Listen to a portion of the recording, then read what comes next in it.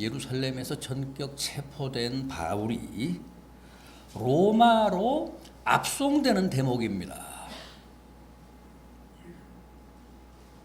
바울은 잘 아시는 대로 디아스포라 유대인으로 로마 시민권자였기 때문에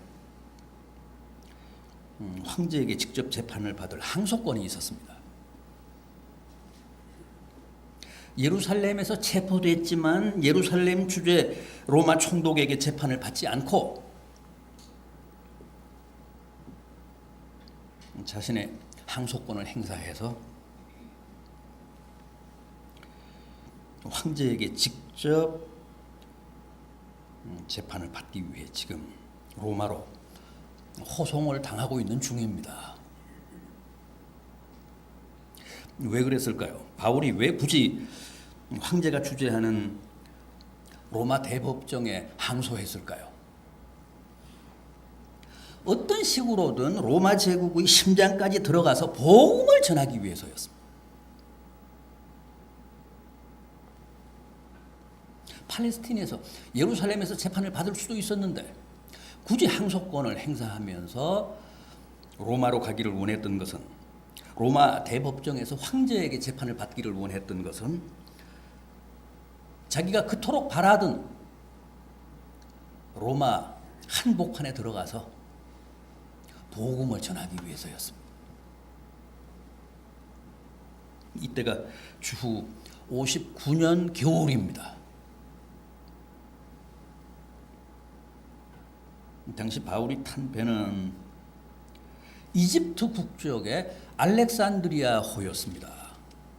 알렉산드리아호는 타이타닉 같은 무슨 크루즈선이 아니고 유람선이 아니고 이집트에서 생산되는 밀, 보리 같은 곡물을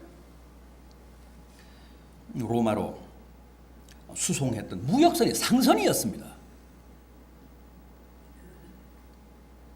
그런데 죄수 호송관인 백부장이 그 배편을 이용해서 바울을 로마까지 데려가기로 한 겁니다.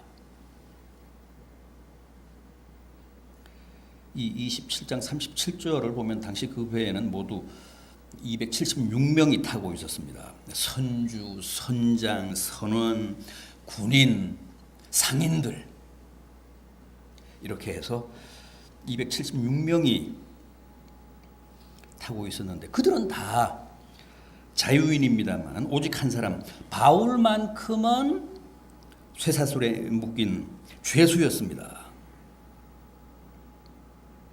그러니 당시 그 배에 탄 사람들이 바울을 보며 다들 어떻게 생각했겠습니까?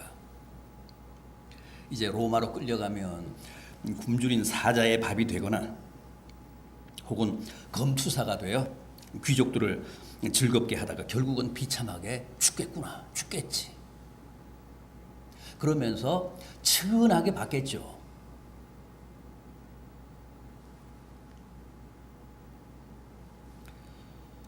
그런데 그 알렉산드리아호가 지중해 연안에 있는 그레데 섬, 지금은 크레타라고 하죠. 크레타 섬, 그리스의 최대 섬. 그 섬에 있는 미항에 정박을 했을 때 칼루스 리메나스라고 하는 미항, 지금도 그 이름을 그대로 쓰고 있는 항구입니다. 작은 항구입니다. 그 미항 칼루스 리메나스에 정박을 했는데 바울이 뜬금없이 호송관인 백부장과 선주, 선장에게 뭐라고 합니까? 오늘 본문 10절을 보십시오. 여러분이요, 내가 보니 이번 항해가 하물과 배만 아니라 우리 생명에도 타격과 많은 손해를 끼칠 것 같다. 그러니까 항해를 계속하지 말고 여기서 겨울을 보내자, 겨울을 나자.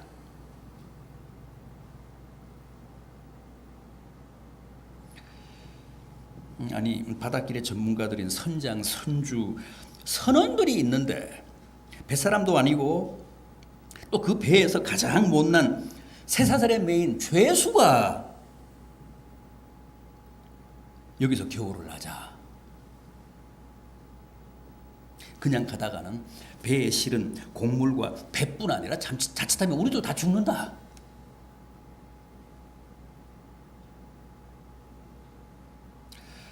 얼마나 황당하고 얼마나 어처구니가 없었겠습니까? 당장 이놈이 여기서 달아나려고 수작을 부린다고 생각하지 않았겠습니까?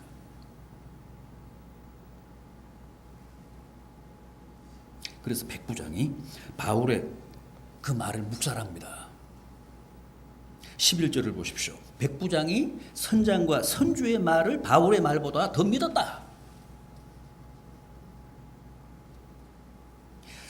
이어지는 12절도 보십시오. 그 항구가 겨울을 지내기에 불편하므로 거기서 떠나 아무쪼록 베닉스에 가서 겨울을 지내자 하는 자가 더 많았다.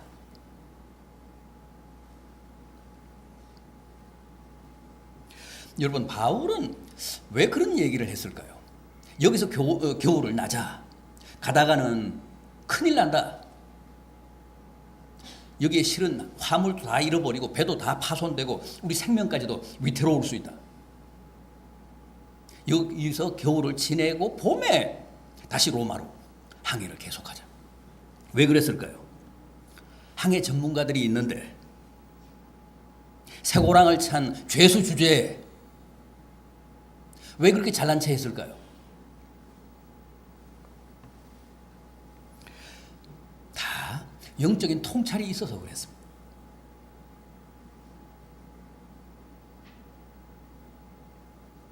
하물, 배뿐 아니라 사람들의 생명까지도 위태로울 수 있다며 구체적으로 경고한 걸 보면 틀림없이 주님의 계시가 있었습니다.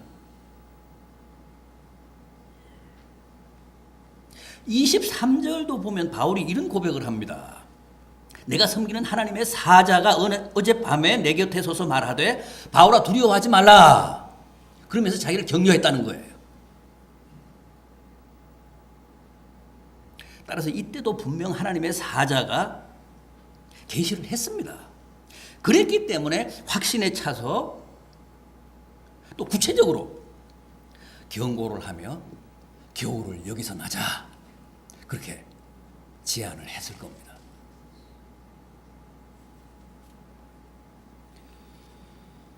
주님도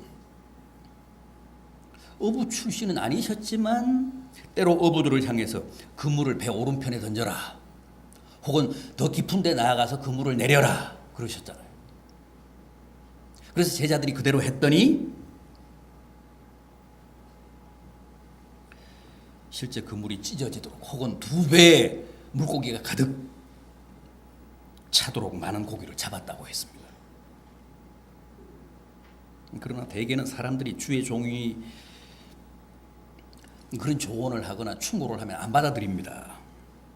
그들은 결국 자기들의 판단이나 자기들의 경험이나 자기들의 고집대로 합니다. 여기도 보십시오.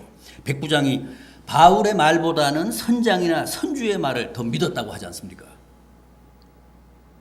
그래서 그 배는 결국 그 미항을 떠나 항해를 계속합니다. 물론 처음에는 반짝 순항을 했습니다.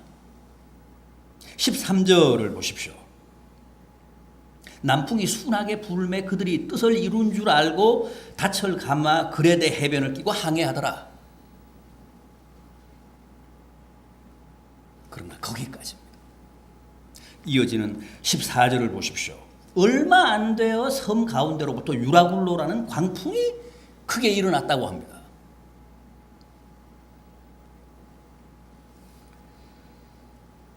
크레타 섬 앞바다에서 유라굴로라는 초대형 태풍을 만난 겁니다. 유라굴로는 주로 겨울철에 지중해에서 발생하는 초특급 광풍입니다. 유라굴로라는 말이 미친 바람이라는 뜻입니다. 사태는 갈수록 험악해졌습니다. 태풍의 세력이 시간이 흐를수록 점점 더 커져간 겁니다. 바울의 말이 옳았습니다. 바울이 경고한 그대로 갑니다. 18절 이하를 보십시오. 우리가 풍랑으로 심히 애쓰다가 이튿날 사공들이 짐을 바다에 풀어버리고 사흘째 되는 날에 배의 기구를 그들의 손으로 내버리니라. 여러 날 동안 해도 별도 보이지 아니하고 큰 풍랑이 그대로 있음에 구원의 여망이 없어졌더라.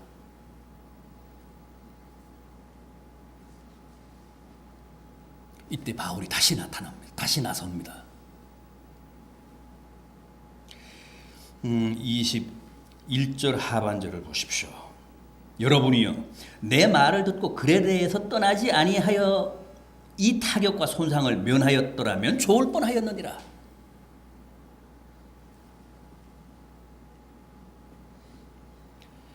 여러분 바로 이 대목에서 그 알렉산드리아호의 운명이 전적으로 바울의 손으로 넘어갑니다. 보십시오. 구원의 여망이 사라지고 모든 사람들의 목숨이 경각에 달린 그 최후의 순간에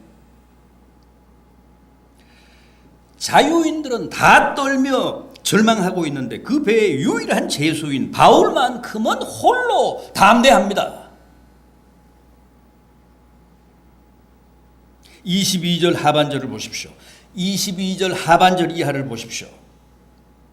내가 너희를 구원하노니 이제는 안심하라. 너희 중 아무도 생명에는 아무런 손상이 없겠고 오직 배뿐이리라. 내가 속한 바 곧 내가 섬기는 하나님의 사자가 어젯밤에 내 곁에 서서 말하되 바울아 두려워하지 말라. 내가 가이사 앞에 서야 하겠고 또 하나님께서 너와 함께 항해하는 자를 다 내게 주셨다 하였으니 그러므로 여러분이여 안심하라. 나는 내게 말씀하신 그대로 되리라고 하나님을 믿노라.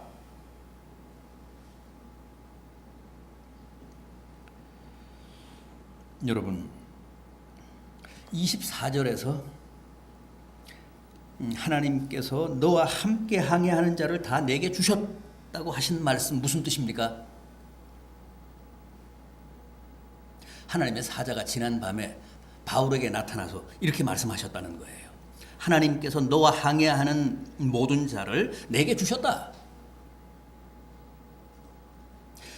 지금 누가 누구 때문에 구원을 받게 된다는 말씀입니까? 그 알렉산드리아호의 모든 승객들, 모든 자유인들이 바울 때문에, 바울로 인해서, 바울 덕분에 목숨을 건지게 된다는 뜻입니다.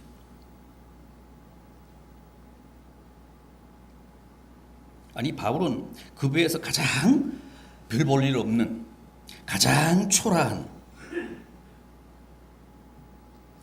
사람들이 다 끝난 인생이라고 무시하고 왕따했던 죄수 아닙니까? 그런 그가 이제는 그 배의 유일한 생명줄이라는 거예요. 이 배의 모든 사람들을 내가 네 손에 맡겼다.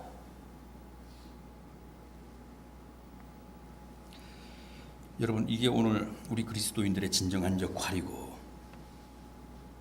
또 그 존재의 이유입니다. 주님은 예나 지금이나 늘 우리 그리스도인들을 향해 너와 함께 항해하는 자를 다 내게 주셨다고 하십니다. 세상 사람들이 우리를 어떻게 보고 우리를 어떻게 평가하든 간에 이건 준엄한 사실이고 또 만고불변의 진리입니다. 한 민족의 운명, 한 공동체의 운명은 바로 우리 믿는 자들에게 달렸습니다. 물론 우리가 그렇게 말하면 세상 사람들은 다 비웃습니다. 현실적으로도 그렇지 않습니까? 요즘 신자들이 세상 속에서 무슨 발언권이 있고 무슨 주도권이 있습니까? 그야말로 알렉산드리아호에 타고 있던 바울 같잖아요. 지금도 세상 사람들은 우리 믿는 자들을 마치 죄인 취급하며 소외시키고 열애시키고 손가락질하고 개무시하고 대놓고 욕합니다. 그럼에도 주님은 우리를 향해 너와 함께 항해하는 자들을 내가 다 내게 주었다고 하십니다. 너와 함께 항해하는 275명의 운명이 다 내 손에 달렸다고 하십니다.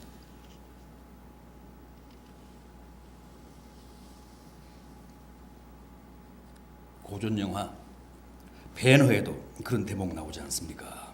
벤허가 결국은 노예가 되어 로마 군함 그 밑창에 들어가서 쇠고랑을 찬 채로 노를 죽도록 졌습니다. 그런데 그 배가 적의 공격을 받아서 격침이 되잖아요. 그 와중에도 벤허는 사령관인 아리우스를 구출해서 널판지에 태우고 표류합니다. 아리우스 제독이 몇 번이고 자결하려고 하는데 그때마다 벤허가 죽지 못하게 합니다. 그러다가 극적으로 아군 배를 만나서 구조가 되잖아요.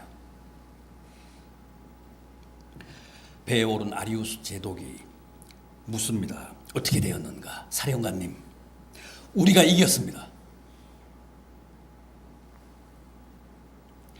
그때 제독이 바가지에 물을 떠서 자기가 마시지 않고 먼저 노예인 벤허에게 먼저 건넵니다. 그러면서 뭐라고 합니까?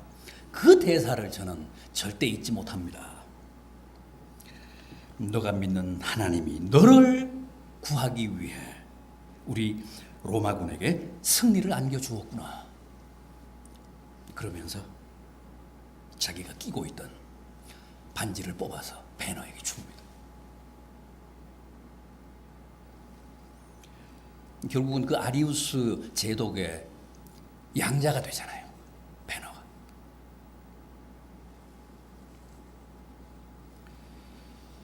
여러분, 어느 시대나 그 시대의 그리스도인들에게 그 당대의 운명이 달렸습니다.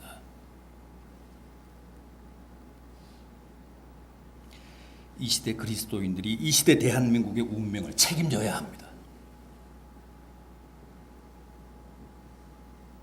우리가 인정하든 않든, 이 대한민국이 긍정을 하든 않든 그건 사실이고 진리입니다.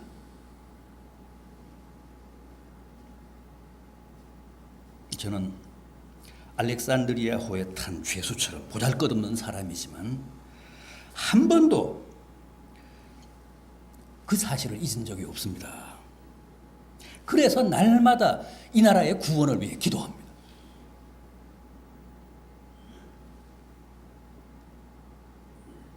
우리 그리스도인들의 어깨에 바로 대한민국의 운명이 지워져 있습니다. 주님이 역사의 주인이신 한 그건 반드시 그렇습니다.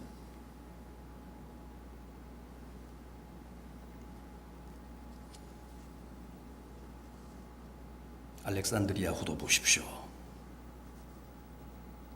그 배에 쇠고랑을 찼으나마 의인 한 사람 바울이 있었기에 하나님이 그를 보시고 그 배에 탄 모든 사람들을 구원해 주시겠다고 한 겁니다.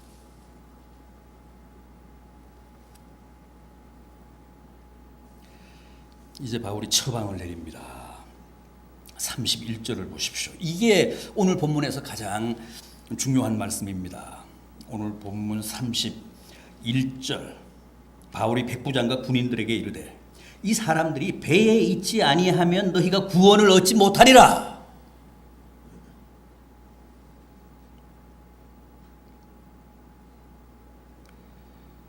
누구든 백부장이든 무장한 군인이든 뭐 선주든 선원이든 상인이든 이 배에 있지 않으면 구원을 얻지 못한다는 거예요. 그러니까 절대 배를 떠날 생각을 하지 말아라. 배를 버릴 생각을 하지 말아라. 배에서 탈출할 생각을 하지 말아라. 이게 당시 바울이 내린 구원의 처방입니다. 그래서 이어지는 32절 말씀을 보면 아예 거룻줄을 끊어서 아무도 그 배에서 탈출 못하게 했습니다. 여러분, 지금도 마찬가지입니다. 세상 풍파가 아무리 거칠고 아무리 험하다고 해도 배를 떠나면 안 됩니다. 배를 버리면 안 됩니다. 배에서 탈출하면 안 됩니다. 배에 남아있어야 삽니다. 배가 뭡니까? 배는 언제나 교회를 뜻합니다. 교회를 상징합니다.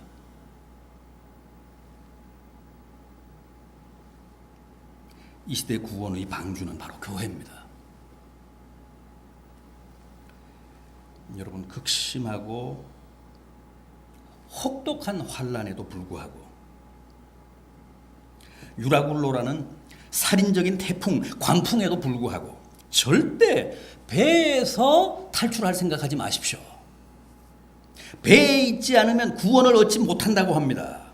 이것은 태풍 속에서 바울이 받은 하나님의 엄중한 계시입니다.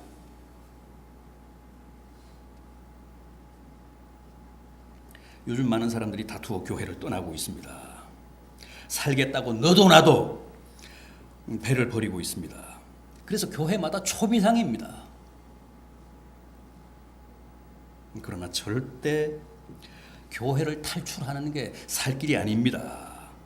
아무리 배가 흔들리고 불안하고 당장 침몰할 것 같아도, 멀미가 나서 내 속이 다 뒤집어져도 배 안에 있어야 구원을 얻지, 배를 버리면 죽습니다. 그것은 마치 노아의 가족이 방주 속에 있지 않았다면 절대 구원을 받을 수 없었던 것과 같습니다. 원리가 똑같습니다. 생각해 보십시오. 당시 노아의 방주는 그게 유일한 구원의 배였음에도 불구하고 환경은 결코 쾌적하지 않았습니다. 그 큰 배에 하늘로 난 작은 창이 하나밖에 없었으니 얼마나 갑갑했겠습니까? 그 많은 짐승들이 그 배 안에서 1년 동안 먹고 마시고 배설했으니 공기는 얼마나 탁하고 냄새는 얼마나 지독했겠습니까? 짐승들의 싸우는 소리, 우는 소리가 또 얼마나 심했겠습니까?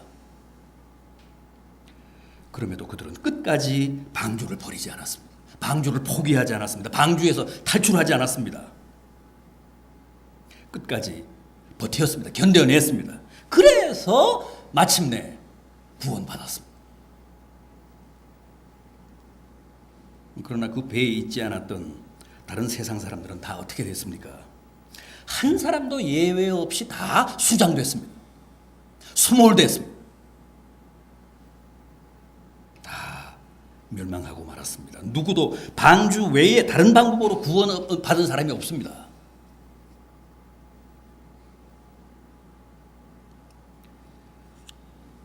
여러분, 지금 우리는 유라굴로라는 광풍을 만나서 벌써 여러 날 여러 해 칠흑 같은 어두움을 겪고 있습니다. 칠흑 같은 어두운 밤바다를 표류하고 있습니다.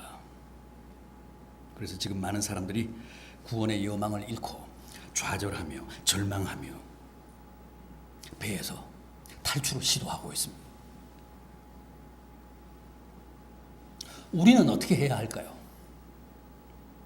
우리는 어떻게 해야 살까요? 하나님의 계시를 들어야 합니다. 그리고 그 하나님의 계시의 말씀에 절대 순종해야 합니다. 또 믿는 자들에게 이 시대의 구원이 달렸음을 깨닫고 더욱 기도해야 합니다. 어떤 일이 있어도 배를 떠나면 안 됩니다. 반드시 배 안에 있어야 구원을 받습니다. 그렇다고 배 안의 사정이 좋은 것은 아닙니다.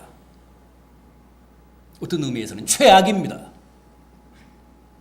그럼에도 교회가 바로 이 마지막 시대의 구원의 방주요, 오늘 우리에게 주신 주님의 유일한 처방임을 확신하시고 끝까지 견디시는 성도들 되시기를 진심으로 기원합니다.